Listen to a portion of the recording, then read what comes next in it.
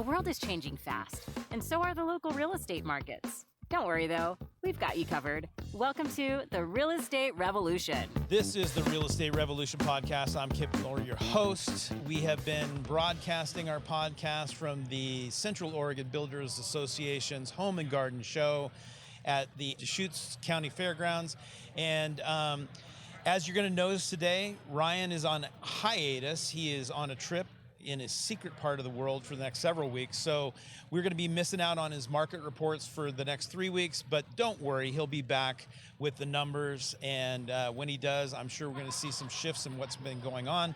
But let's get to what's going on today. So we have Brad Tawzer in the studio. He is with Mortgage Express. He's a good friend of mine. He's got years in the industry, and we're going to talk about all topics, what's going on with the market right now, what's going on with interest rates right now, and what buyers need to be doing to mitigate some of these issues that are going on. We also have Connor McCullough with Northwestern Mutual Wealth Management. He's going to tell us where we need to be putting our money and maybe some strategies for weathering the storm of uncertain markets.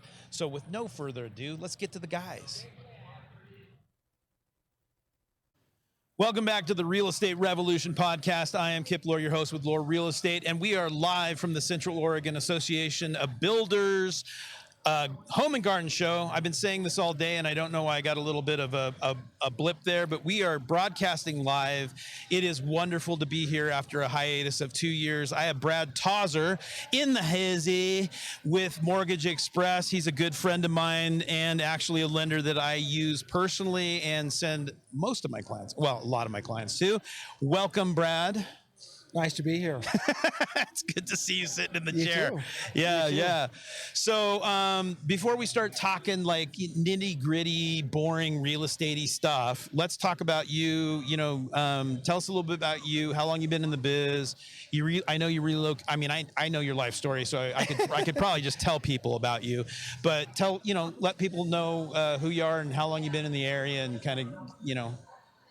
So I've been in the area since 2005, and I primarily moved over by myself at first. It took me a while to get my family over here as well, so they didn't fully get here until early 2006. As far as the mortgage industry, I've been in the mortgage industry since the late 90s. Thus the gray hair on the beard. Exactly. And, since you've gotten here, I mean, there's been some major shifts in paradigm a couple times.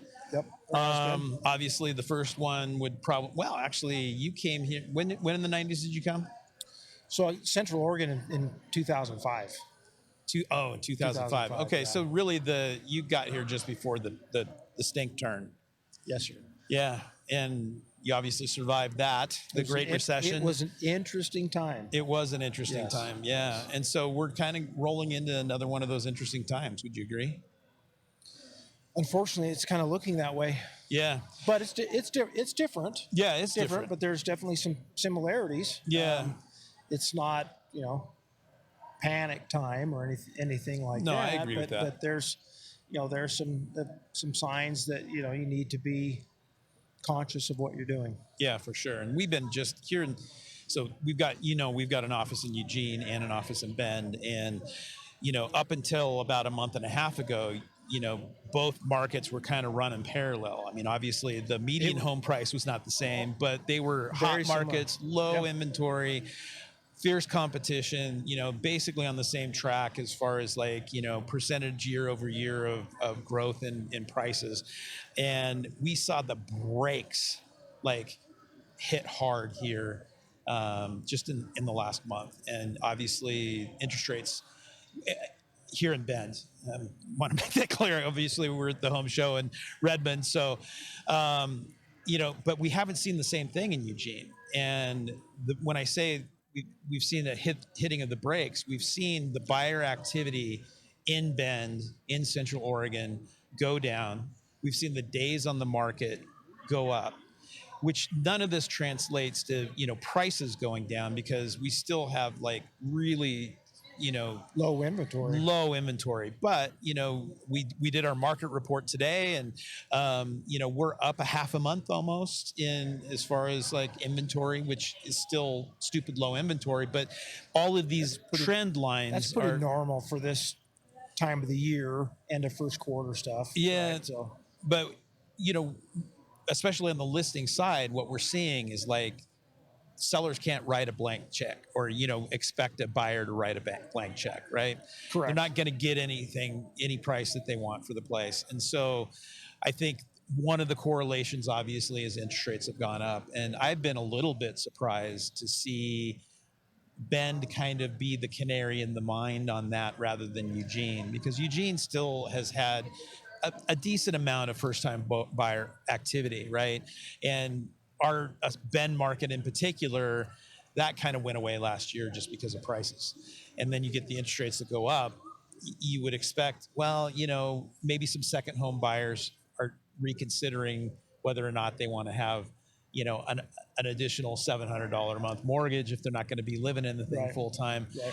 I'm just trying to make heads or tails out of it. But I think what's really interesting, and you and I kind of geek out on this stuff. We have conversations that can kind of trend towards the mind numbing and putting most normal human beings to sleep. But I think it's an interesting conversation, an important conversation to have, where there's a misunderstanding, especially when the media wants to sensationalize everything. So they want to make these really broad, sensational statements about what's causing the interest rates going up, or, the sky is falling, these kinds of things. And I think for most general public folk have a misunderstanding about, kind of these levers that are getting pulled that are causing interest rates to go up. And it's not just, they think, well, the Fed rate's going up, so mortgage rates are going to go up, right? Yeah, and when you hear the typical media shows, for instance, right? Well, they're only going to give you a little tidbits because there's only a certain amount of time to talk about things, and so there's a lot of generalization that goes along with that as well, right? Yeah. So the Fed raising or lowering the interest rates doesn't necessarily 100% correlate to mortgage rates going up or going down. Yeah, and explain why that is. Well, the Fed raising and lowering interest rates, they're using that as somewhat of a reactionary tool, right, to either slow down or control inflation, right, one way or another, try to either slow the economy or speed it up. That's right. Okay, so raising interest rates is only a tool that they use in order to try to stop inflation, right? And it's a very delicate thing that they have to do, because not raising it enough, like is what we're dealing with right now, trying to deal with inflation. Yeah. Raising it too quickly can then have the counter effect. Yeah, right? That's right. So it's a delicate balance that they're trying to play, but it's only a mechanism that affects mortgage interest rates, because mortgage interest rates are basically traded in what's called a mortgage-backed security. Right. Mortgage-backed security is what controls or deals with mortgage rates. Right. And I guess the thing that you could follow that would most closely track a mortgage-backed security would be the 10-year Treasury. Got it. Okay. Yeah. So Fed raising interest rate is more closely going to affect, say, credit card interest rates, right, car loans, things right, of that nature, right, because that's going to affect the prime rate. That's right. That's right. But anyway, it's just a tool that they're and trying it's to not, dance. We're not saying that it doesn't affect mortgage rates, but it's not in a direct corollary where you say, hey, they raised it half a point. That means I should see a half a point raise in my mortgage rate. Totally. Which we've actually seen a point and a half in the last month and a half, right? Well, as an example, if the market, for instance, is anticipating what the Fed may or may not do, right, them raising rates can actually have the opposite effect for mortgage rates, depending upon what else is happening in the bond market. So them raising rates could actually be an improvement. Right. And you can actually see an improvement or a softening of interest rates. And so if you are not going to geek out on the technical side, but you still want to have a finger on the pulse of, what indicators to be looking at to kind of help kind of crystal ball what mortgage rates are going to do. Take the water temperature. Yeah, take the water temperature. If you're trying to make a decision where, like let's say I'm on a 6 month or a 9 month or a 1 year kind of like plan, and do I need to speed it up, or can I hold out another year? What are the indicators? What are some of the things that people need to be look at? That's a tough one, right? Because everyone's situation is 100% unique. So right. do you already have, say, your down payment in place? Right. Okay. Well, you could potentially say wait 6 months or a year. House prices continue to go up. Well, now you don't have your down payment. Right. So there's a lot of things to consider. Everyone has to have a roof over their head, right? So one would hope. I guess you could make a case. It's just better to do the rent versus own type of consultation. Calculation. Yeah. Look at some of those factors. That's more important with, say, what is interest rates doing. Yeah, and even that discussion isn't the whole picture, because it's only one part of it. Yeah, I mean the rent versus own conversation can be had in the context of like, is it more affordable for me to rent versus own right now? But there's also these other things where I have two pit bull dogs, or I don't want somebody to I want to paint my house purple. I mean there's 100%. benefits to home ownership that aren't just related to the dollars and cons to everything. 100%. And that's why it's important to look at all factors. Yeah. Right? Yeah. Home ownership. What is home ownership? Home ownership is rent control. Yep, that's right. Right. That's what it is. That's right. So you need a place to live. Yeah. You're talking about some of the security issues, but also some of the freedoms, if you will. Yep. Paint your house purple. Yeah. As long as you're not in an HOA, I guess you can do that. having a that's right. a pit bull or something like I mean, having pets is for renters right a big now. deal. It's a big deal. It's a big deal because inventory on buying, there's also inventory issues on rental, 100%. right? So ask yourself that question. If you had a rental, you had a choice of prospective tenant with pets and one without. And a can of purple paint. Which one are you renting to? Well, there's certain breeds of dogs where you can't. Insurance issues. There's insurance issues. You can't even rent to them. So I mean, there are challenges there for sure. So have you found in the last month and a half, your applications? You personally, have you seen applications decline? Number of apps coming through over your desk since we started having these 0.25% interest rate jumps. Like almost every 5 minutes. So weekly, for sure, some homeowners or prospective homeowners have. They're taking a breath and kind of waiting to see. We have a few things going on geopolitically, right? That are making, everybody nervous. Everybody's nervous, and so everybody's just, I think, taking a breath to see what's going to happen. I mean, that's in line with what we've experienced in both our markets, and we've had several clients in both markets where it's like, I'm going to take a beat, or I've been priced out of the market completely. That first-time home buyers have been really hard hit right now, because you're typically kind of on the edge of qualifying as it is, right? Interest rates, while you're searching through the low inventory of interest rates, and change 0.5% or 1% as you're going through the process. Well, unfortunately, you've just been priced out of the market. Well, and it's a double whammy because prices are continuing to go up. So you've got prices and interest rates coming up together. It shortens the leash so tight.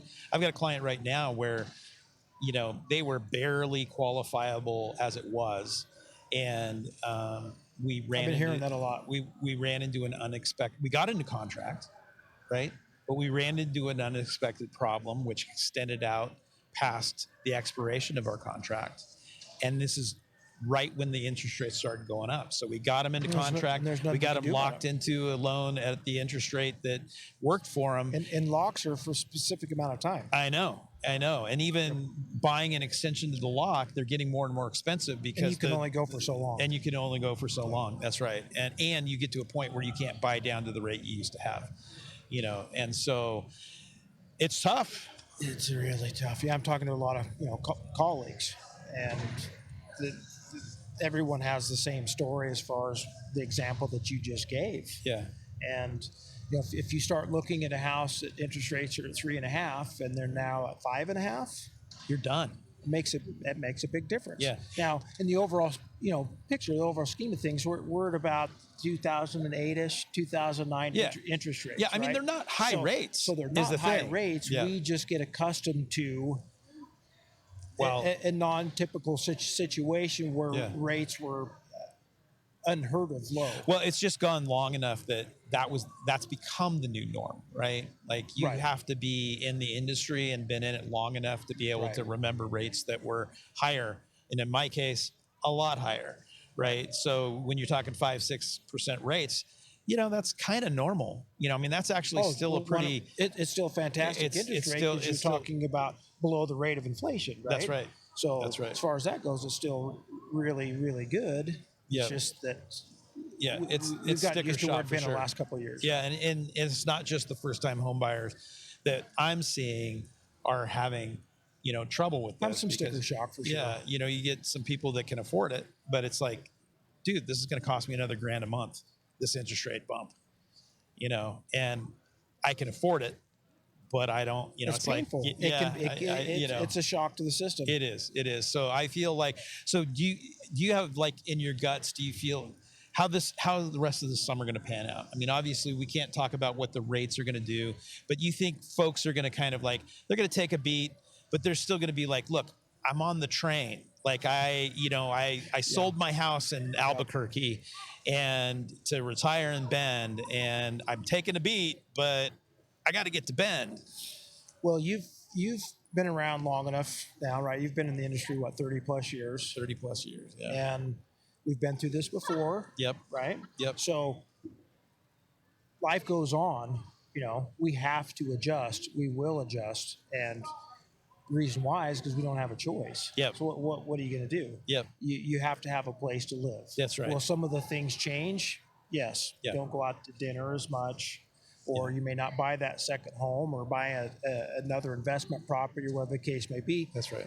Maybe not right now. Right. Right? Yeah.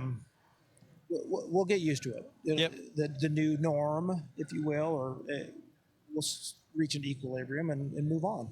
Well, that's pretty upbeat, man, from a guy that's not usually. So I think this is a good place to call it a day. You have any final thoughts? Hang in there. Hang in there. Yeah. Hang in there. We'll get through it. The sun will come out tomorrow. It will. It will. Well, thanks for coming on the show. I've had you on the show before, and now that we're doing a video version of this, we're putting them on YouTube. I appreciate you as always, and you're always welcome back to the show. Well, thank you. Thanks for having me. Man. Yeah. Thank you. Hello and welcome to the Real Estate Revolution podcast. I am Kip Lohr, your host with Lohr Real Estate, and we are broadcasting live from the Central Oregon Builders Association Home and Garden Show. This is day 2, and I have Connor McCullough with Northwestern Mutual Wealth Management in the house. Is that right? Did I get it right the first time? Man, it's a mouthful, man. Anyway, I'm really excited to have you here today. You are a financial advisor. Correct. Yes. And before we get into the meat of this is times where people are going to want to hear what you have to say. Tell us a little bit about you. Yeah. So I am owner and operator of my own financial planning practice. Grew up, pretty much lived my whole life in Oregon. Grew up in Tualatin, Oregon. Went to Tualatin High School. Studied at COCC, Central Oregon Community College. Went to University of Oregon in Eugene. Go Ducks. Go Ducks. Graduated in 2018. Studied math and physics. Shifted into a financial analyst role. Was doing algorithms and studying markets and companies and all that, and then shifted into a financial planning practice, and we help folks bucket their money tax efficiently and live the life they want to live. Yeah, that sounds exciting. So were you 3 years old when you knew you wanted to handle other people's money? It's funny is I was quite young when I I got found the interested in love this for stuff? finance. I don't know about handling people's money. Yeah, but finance. helping them handle their own money. Yeah. Yeah, totally. That's amazing. I mean, that's like wanting to be an astronaut when you grow up, right? Or a fireman. You wanted to be a financial advisor. Yeah. I mean, astronaut maybe a little cooler, but I don't know. Maybe not as helpful for these folks today. yeah. So why don't you tell us a little bit about like what's going on in the markets right now through your prism? You know, you were talking earlier off camera about how you kind of have an algorithm which kind of elevates the, certain properties out there that you want to focus on in, bringing these buckets together for people to invest in. Yeah. So, I mean, we really, what we do is we help folks bucket their money tax efficiently, number one, but also in a safe bucket, an aggressive bucket, and home run buckets.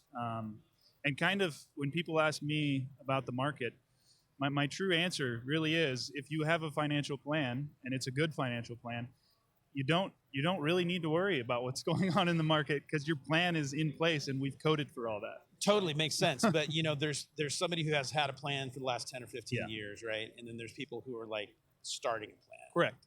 Right? Yes. You start a plan in a kind of a uncertain market. Yes. It's a little bit different than like planning when, things are kind of swinging on the upside. So where is it that you're looking to bucket people's money kind of when they're like just starting from scratch these days? Yeah, I mean, it's great questions. I think the big one always that we knock out first is if they don't own a home, we talk about how to save for owning a home. I like that.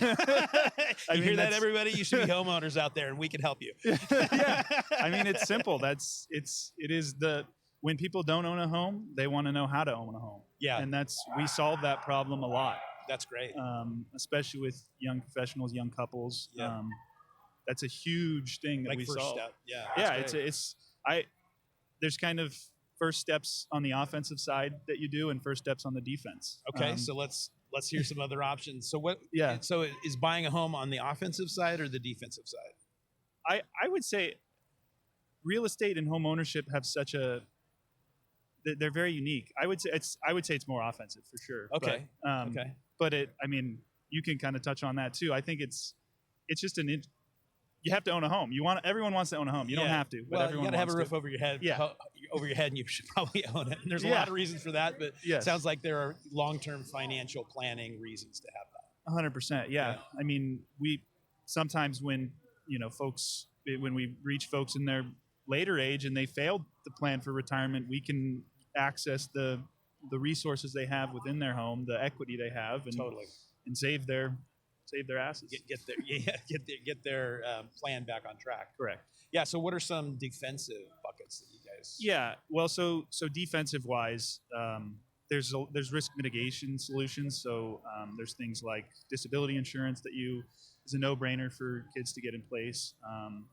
There's cash value life insurance, which is a safe bucket. It's funny, the folks that utilize that bucket the most are rich people in banks, and they own the country. They own the country, so it must be a smart place to put your money. Yes, so it's definitely having that on your balance sheet. And in fact, a ton of people in real estate utilize that. We should talk about that later. You can loan against it, and it's a great bucket. You might be able to talk me into buckets. Yeah. Right? Yeah, so there's certainly that bucket. The offensive side, it's house. It's get a house, and it's make sure you're getting your 401k matched. Free money, right? You can't miss out on that. Free money is good. But if you're self-employed, that's not really an option. Great. That's a great point. There's SEP IRAs you can get in place. There's Roth IRAs is kind of 100%. We have a ton of people utilizing that as well. Yeah, that's great. Well, so you were talking about also the tax, getting people to be as efficient as they can be with taxing, as in right now you think historically we're relatively low, although anybody who pays any amount of tax thinks it's too much. Yes. But you're saying that it's, you feel like historically taxes are fairly low right now, and paying taxes now is better than later when we know they'll probably go up. 100%. Yeah, without a doubt, unequivocally. So how do you help people do that? Yeah, so there's actually very few accounts out there where you don't have to pay taxes on gains. Yeah. So obviously a Roth IRA. There's things around real estate as well that you don't have to pay taxes on gains. 1031. Exactly. Yep. And in fact, the cash value life insurance, you don't pay taxes on gains as well. Yeah, so that's another great. bucket. Yeah. There's a few out there, but it's funny because, like you said, it doesn't.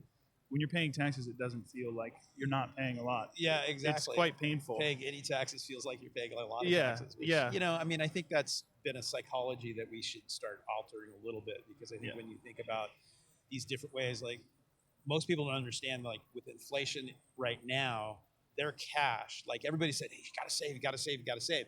Cash sitting doing nothing right now is going down in value, right? Yeah. And so putting that somewhere right now or immediately is probably a good idea, don't you think?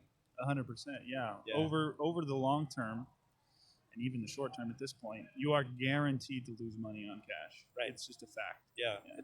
There may be little blips, deflation blips, like Great Depression type stuff. That's very, very rare. But and we don't want, by the way. No, and we do not want. We don't want the deflation at all. No. Yeah.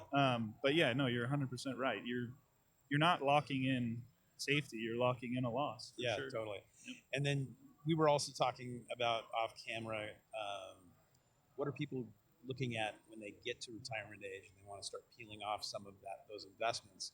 And you were alluding to some buckets that were set up in a way that, lend to you not having as much safety or security depending on where the market cycle is. Yes. Yeah. It's funny when we talk to people in retirement, they get to the position where they're like, I would just love to make 4, 5, 6% on my money. And they're begging for that. And if you planned early, you can have money that is making 4, 5, 6% at a very safe level, right? The cash value life insurance. Yeah. The other thing, on a cash flow basis, rental properties are factually amazing for retirement. As far as right. The goal, the thing that you're dealing with in retirement is cash flow. It's how can you have more cash flow? Your cash flow that you've been living on your whole life has just turned off. Yep. And where's it coming from? Yeah. And is it stable and secure? Right? Yes. Yeah. Correct. Yeah.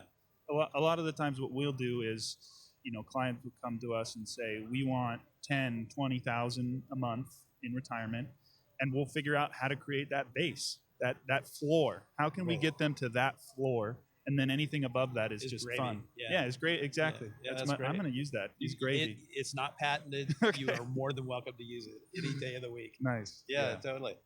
Well, what else do we need to cover before we let you go? Because I'm sure you got some planning to do. Yeah. I mean, there's. I don't know that there's too much, but I just make sure you're efficiently bucketing your money, both tax efficiently. Have a plan. Have a plan. Use professionals. Yeah. Utilize the professional networks that capitalism has created. Yeah. Well, and it sounds like you geek out on this, and I mean, that's the thing, man. You got to work with people that love their job, right? Yeah. If they're just punching the time clock and hate it, you just don't get the same kind of service, I think. Nope. Well, so tell them how to get a hold of you. Yeah. So, Connor McCullough worked for Northwestern Mutual Wealth Management in Bend. Work in Franklin Building. If anyone knows that building downtown, it's the big building downtown. It's a nice building downtown. Yeah, that's a great place to have an office. Yeah, you can reach me at connor.mccullough@nm.com. And numbers, give out my number. Is that if you want? Yeah. You can reach me at 503-341-8707, and I'm happy to talk to anyone about getting a plan in place. I absolutely, truly love what I do, and it seems like you love what you do. I do, and I love hanging out with people that love what they do and being able to share. It's like when you love what you do, you're giving good information to people, and that's what people need. That's what we're all about. So I really appreciate you coming on the show today. Yeah. And maybe you should come back, maybe a few months down the road and tell us what the market's doing. Yeah, we'll see where it's at then. All right. Thanks a lot, Connor. Appreciate it, Kip.